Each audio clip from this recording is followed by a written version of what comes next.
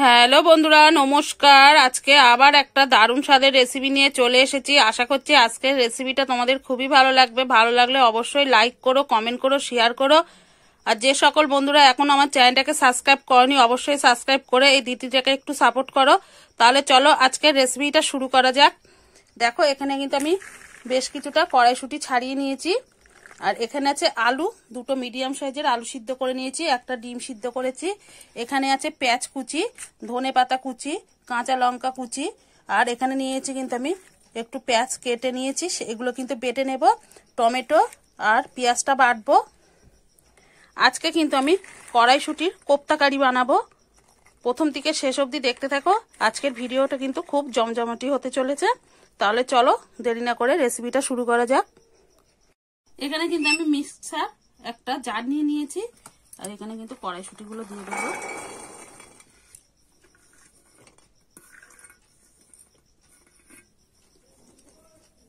এখানে কিন্তু আমি এখন শুধু কড়াইশুঁটিটা বেছে নেবো, এর সাথে কিন্তু কিচ্ছু দেব না। দেখো, আমি কড়াইশুঁটিটা কিন্তু পেস্ট করে নিয়েছি। আর কড়াইশুঁটিটা কিন্তু খুব বেশি তোমার করা যাবে না, মানে একটু খিচখিচ রাখতে হবে। একেবারে কিন্তু খুব সুন্দর পেস্ট করলে হবে না, একটু দেখেছো এরকম দানা দানা ভাব রাখতে হবে, তবেই কিন্তু ভালো লাগবে। আর এখানে কিন্তু আমি একটুও জল দেইনি, শুধুই কিন্তু কড়াইশুঁটিটা দিয়ে পেস্ট করে নিয়েছি। এখানে কিন্তু কোনো রকম জল দেওয়া দরকার নেই, এমনি ভালোভাবে পেস্ট হয়ে যাবে। এরকম দানা দানা রাখবে, তাহলে কিন্তু খেতে ভালো লাগবে।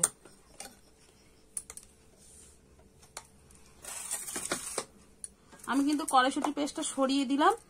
এইখানে দেখছো তো পেঁয়াজ কুচি, ধনে পাতা কুচি আর কাঁচা লঙ্কা কুচি আছে।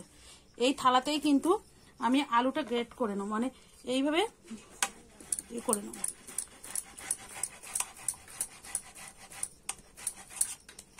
হাত দিয়েও তোমরা ম্যাশ করে নিতে পারো, কিন্তু গ্রেটারে করে কিন্তু এইভাবে করে নিলে দানা দানা ভাবটা থাকবে না। দেখো এরকম সুন্দর একটা ম্যাশ হয়ে যাবে।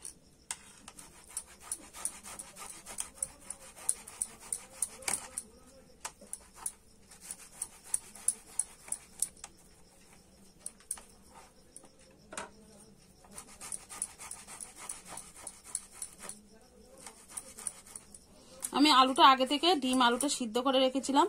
এটা করতেও কিন্তু একটু সময় লাগতো, ভিডিওটা অনেকটা বড় হয়ে যেত বলে আমি আলুটা ডিমটা কিন্তু আগে থেকে সেদ্ধ করে রেখেছিলাম।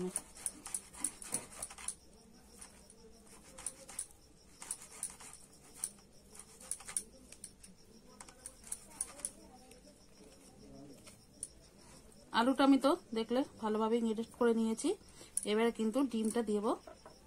ডিমটা কিন্তু আমি দিচ্ছি, তোমরা না চাইলে না দিতেও পারো, বাদ দিতেও পারো।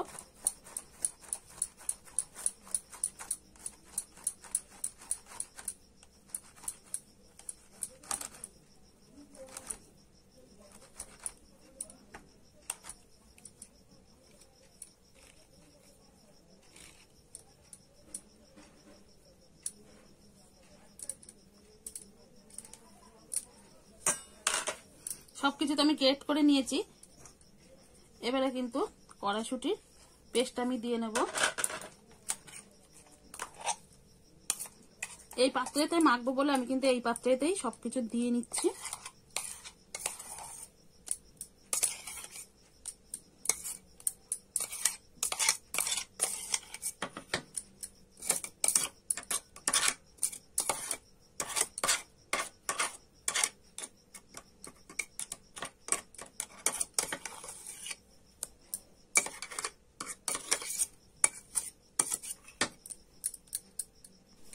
আমি কিন্তু দেখো পেস্টটা সব ঢেলে নিয়েছি, কড়াইশুঁটির পেস্টটা।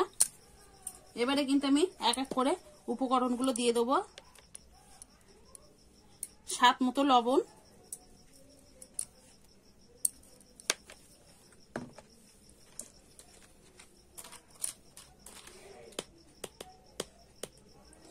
আদা লঙ্কা পেস্ট। আদা লঙ্কা পেস্টটা কিন্তু আমি একসাথে দিয়েও করতে পারতাম, কিন্তু ওটা যেহেতু একটু গোটা গোটা রাখবো, আদা রসুন মানে রসুন এই আদাটা আর কিন্তু কাঁচা লঙ্কাটা তখন গোটা গোটা থাকতো, গালে পড়তো, ওর জন্য কিন্তু আমি আলাদা করে নিয়েছি।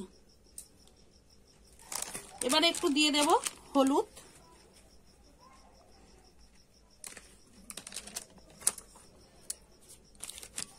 দেব গরম মশলা হাফ চামচ মতো, আর এখানে আমি না 1 প্যাকেট ম্যাগি মশলা দেবো, যেহেতু এখানে জিরে ধনে কিছুই কিন্তু আমি গুঁড়ো দেবো না। তোমরা যদি ম্যাগি মশলাটা না দিতে চাও তাহলে কিন্তু এখানে জিরে আর ধনের গুঁড়োটা দিতে পারো।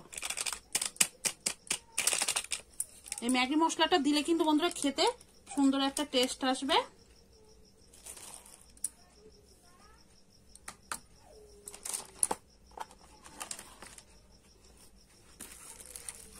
আর এখানে আমি 2 চামচ বেসন দিয়ে দেবো।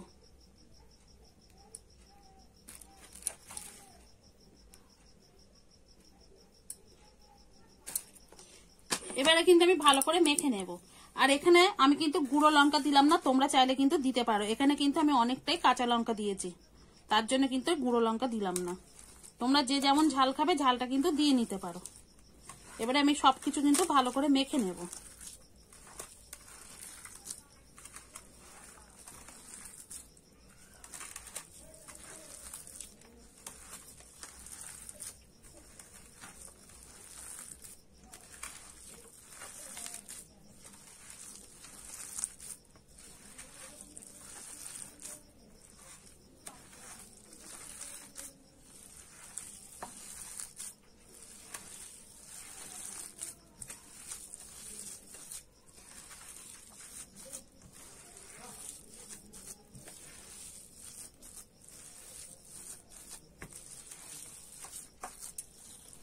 দেখো আমি কিন্তু ভালো করে মেখে নিয়েছি।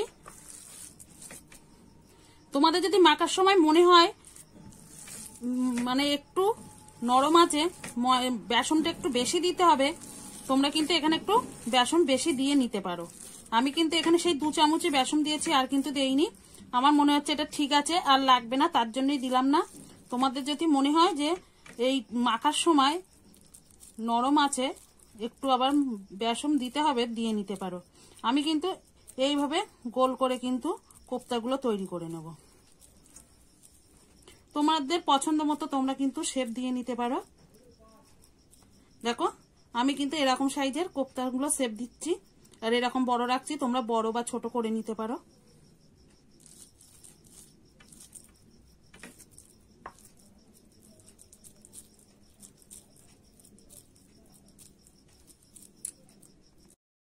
দেখুন বন্ধুরা আমার কিন্তু সব কোপ্তাগুলো গড়া হয়ে গেছে।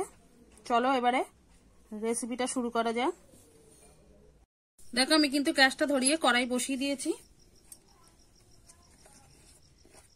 এখানে কিন্তু আমি তেল দিয়ে দেব।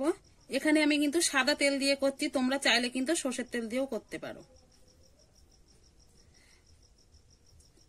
এখানে কিন্তু কোপ্তাটা ভাজতে গেলে একটু বেশি তেল লাগবে, তার জন্য কিন্তু আমি একটু বেশি তেল দিয়ে দিলাম।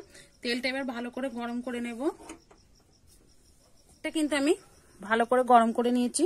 এবারে কিন্তু একে একে কোপ্তাগুলো ছেড়ে দেবো।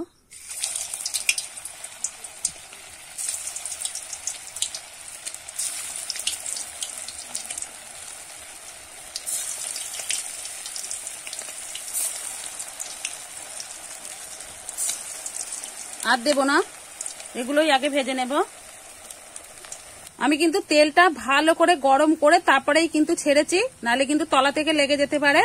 আর তারপরে কিন্তু আমি গ্যাসের জোরটা কমিয়ে দিয়েছি আস্তে আস্তে ভেজে নেওয়ার জন্য। এবারে কিন্তু আমি নেড়ে দেব একটু।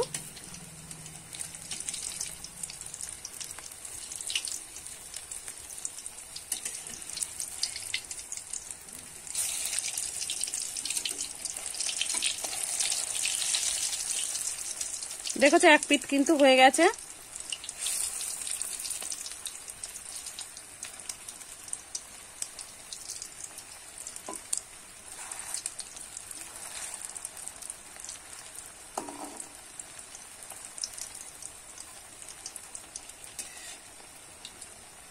একদম এই সময় কিন্তু জালটা একদম কমে রাখতে হবে। দেখো কত সুন্দর কিন্তু ভাজা হচ্ছে। দেখো আমি কোপ্তাগুলো কিন্তু খুব সুন্দর করে ভেজে নিয়েছি। দেখো এবারে কিন্তু তুলে নেব।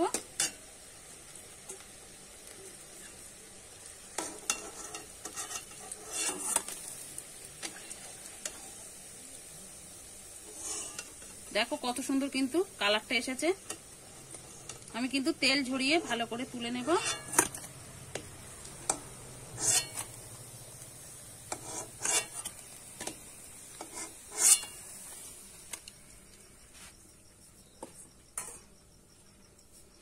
আবারও কিন্তু দিয়ে দেবো।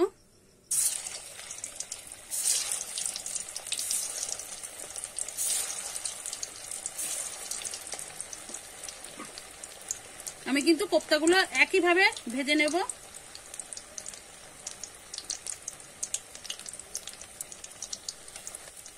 এবারে কিন্তু আমি একটু খুন্তি দিয়ে নেড়ে দেব।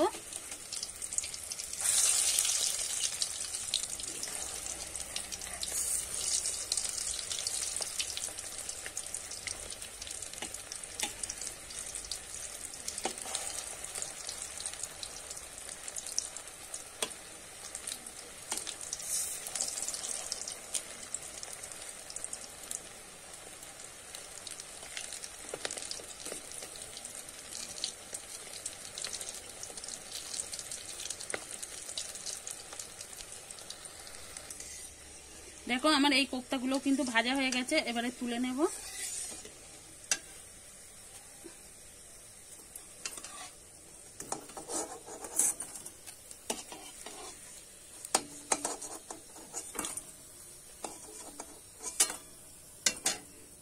দেখো কোপ্তাগুলো কিন্তু আমার সব ভাজা হয়ে গেছে, কত সুন্দর লাগছে দেখো।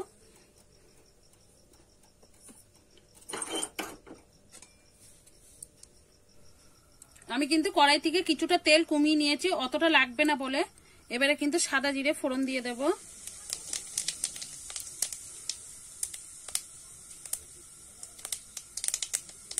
আর দেখো গোটা গরম মশলা কিন্তু আমি ফোড়নে দিয়ে দেব। ফোড়নটা আমি একটু নেড়ে চেড়ে ভেজে নেব।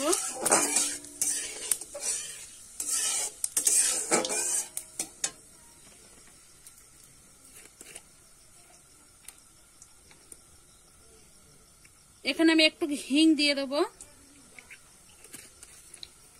হিংটা দিলে কিন্তু বন্ধুরা তরকারিতে স্বাদটা কিন্তু একদম আলাদা হয়ে যায়, খেতে কিন্তু খুবই অসাধারণ লাগে। তার জন্য কিন্তু আমি হিংটা দিলাম। তোমরা যদি হিংটা পছন্দ না করো না দিতেও পারো।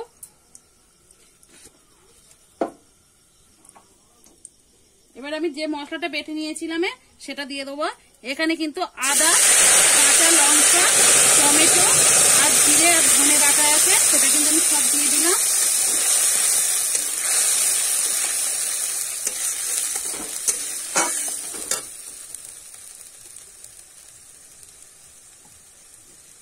এখানে কিন্তু আমি গুঁড়ো মশলা দেবো না, আমি কিন্তু আজকে সব বাটা মশলা দিয়েই করব।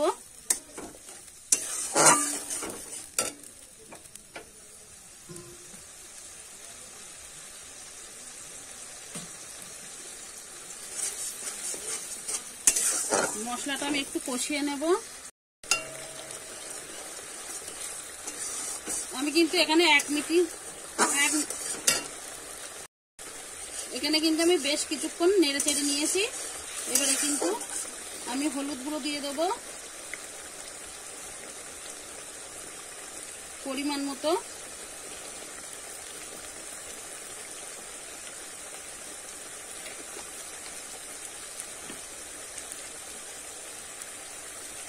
স্বাদ মতো লবণ।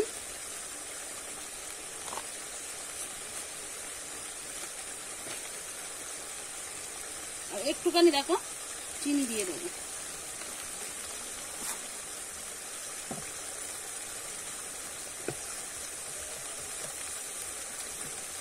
আর সামান্য একটুখানি লঙ্কার গুঁড়ো দেবো। এটা কিন্তু ঝাল লঙ্কার গুঁড়ো। আমি দুটো লঙ্কা কাঁচা বেটে দিয়েছিলাম, এখানে কিন্তু সামান্য একটু আমি ঝাল লঙ্কার গুঁড়ো দিয়ে দিলাম। তোমরা যেরকম ঝাল খেতে পছন্দ করো সেটা কিন্তু দেখে দিয়ে দেবে।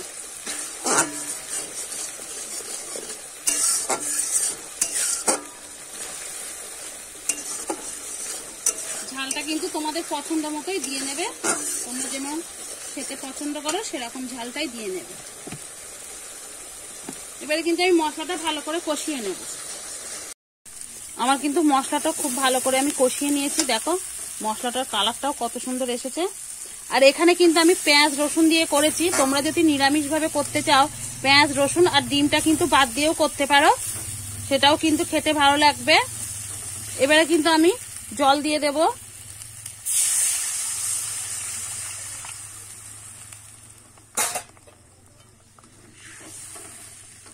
আমি কিন্তু ঝোলটা ভালো করে ফুটিয়ে নেব। আর তোমরা যদি নিরামিষ ভাবে দেখতে চাও সেটা কিন্তু কমেন্ট করে জানাতে পারো, আমি কিন্তু নিরামিষ ভাবেও সেটা দেখিয়ে দেবো কিভাবে করতে হবে। এবারে কিন্তু আমি ঝোলটা ভালো করে ফুটিয়ে নেব। দেখো ঝোলটা কিন্তু খুব ভালো মতো ফুটে গেছে। এবারে এখানে কিন্তু আমি ঘি দিয়ে দেবো। তার আগে কিন্তু আমি ঝোলটা একটু নেড়ে নেব।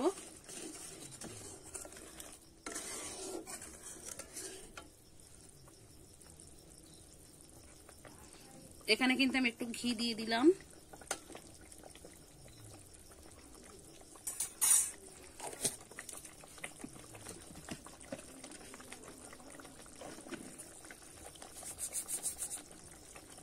আর এখানে কিন্তু আমি একটু কাসুরি মেথি দিয়ে দিচ্ছি। তোমরা কিন্তু কাসুরি মেথির জায়গায় কিন্তু একটু ধনেপাতাও দিতে পারো। এবারে ঝোলটা আমি ভালো করে নেড়ে নেব।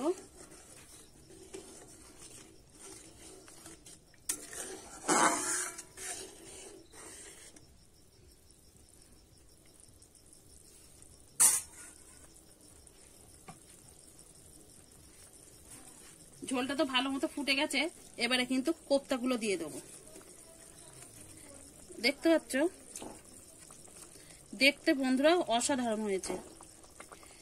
এই কোপ্তাগুলো কিন্তু তোমরা এইভাবেও কিন্তু সসের সঙ্গে খেতে পারো, সেটাও কিন্তু খেতে খুবই ভালো লাগে।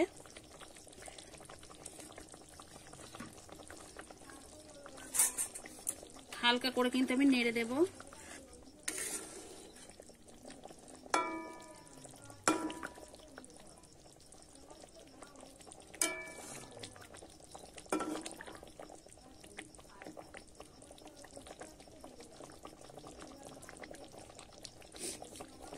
আমি 1 মিনিট মতো ফুটাবো, বেশি কিন্তু ফুটাবো না।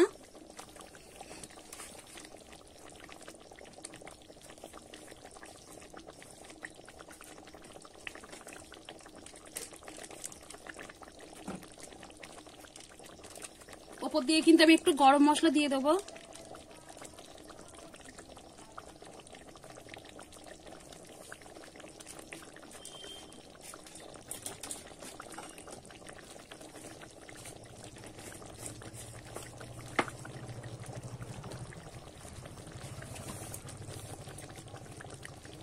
আমি কিন্তু আর এখানে হাতা দেবো না। এইবারে কিন্তু আমি এইভাবে ধরে নাড়িয়ে নেব একটু।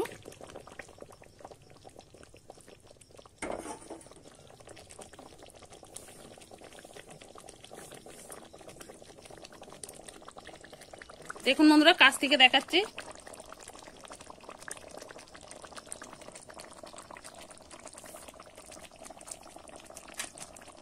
এবারে কিন্তু আমি হালকা করে নেড়ে দেব।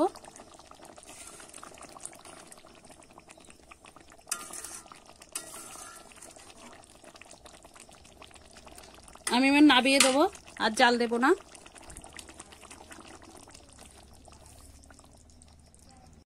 দেখুন বন্ধুরা, একটা প্লেটে কিন্তু আমি নাবিয়ে নিয়েছি, পরিবেশন করার জন্য একদম রেডি।